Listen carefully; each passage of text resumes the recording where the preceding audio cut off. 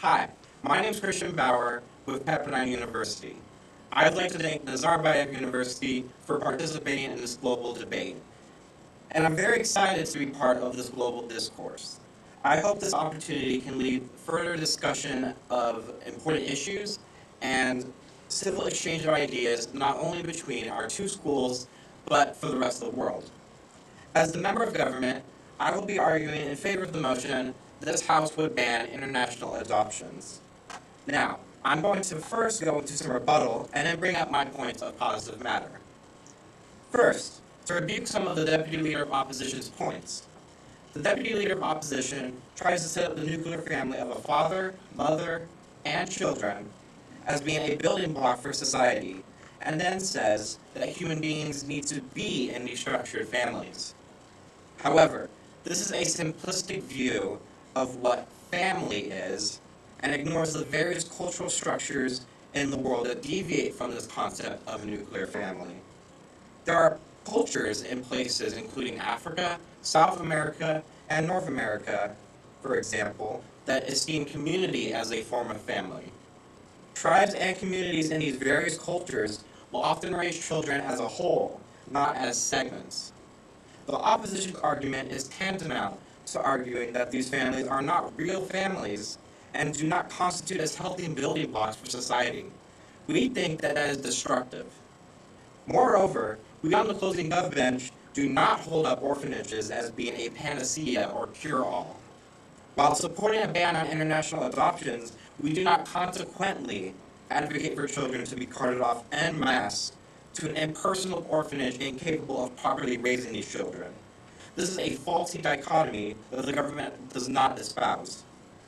Now, on to points of positive matter, I'd like to bring two additional arguments to the gov bench. First, the needs of individual countries must be prioritized. For example, the U.S. has around 130,000 children in the foster care system, which means children that are not living in permanent homes and are often transported to different foster families every few years. Ideally, the U.S. would like to see all of these children adopted on a permanent basis. American couples that adopt children from other countries leads to children that are in the system being looked over and not adopted in America. The U.S. and other nations must be able to provide homes to their own children and foster children before they can inject themselves into other cultures' affairs and adoptive situations. Secondly, my first point of positive matter, the glamorization of international adoption leads to the perpetuation of myths of the cost and difficulty of the domestic adoption process. According to the National Survey of Family Growth, they found that a stigma existed surrounding domestic adoptions as being this rescuing of single teenage drug-addicted mothers as being incredibly expensive and being completely time-consuming. Well, the truth is, most domestic adoptions cost less than $15,000 and take fewer than 2 years. If countries ban international adoptions, they can then focus on streamlining the domestic adoption process, and this should be the number one priority, as this benefits the most children in all these countries. When countries fully invest in their domestic adoption systems, they can more effectively help children in the foster and orphanage systems and find families that are willing to take them in, having been vetted beforehand. On to my second point of positive matter, international adoptions often become a monetized, corrupt business.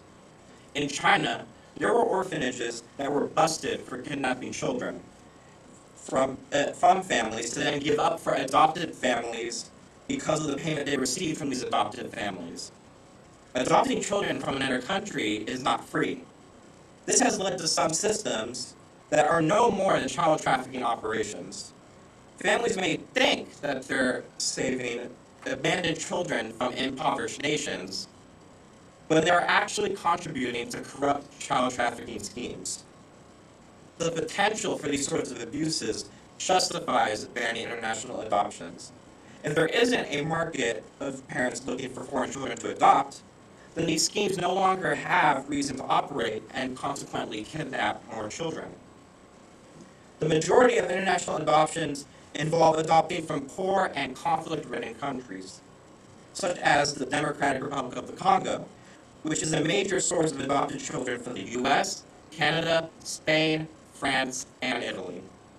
According to the US State Department, in the Democratic Republic of the Congo, adoptions rose 645% in 2013. UNICEF says that this increase is attributed to the increase of child trafficking, and this proves that the harms of international adoption are twofold.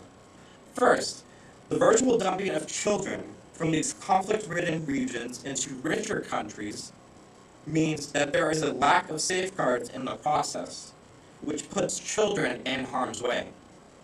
Second, there is an incentive for the countries in conflict to push babies out onto the international market to then fund the conflicts within their borders. This creates a vicious cycle of needing to escape conflict, funding conflict, needing to escape conflict, funding conflict, and so on. This is destructive not only for the children involved in this process, but for the livelihood of the people within the country that these children are being adopted from, and consequently, the adoptive families that are, in fact, perpetuating this vicious cycle within the countries that they are trying to help, but are in fact failing to do so.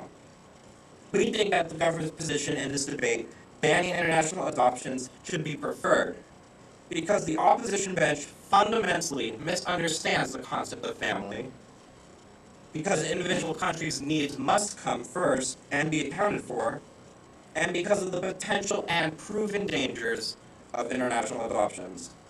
Thank you for taking the time to view this debate, and we look forward to the response from our opposing university.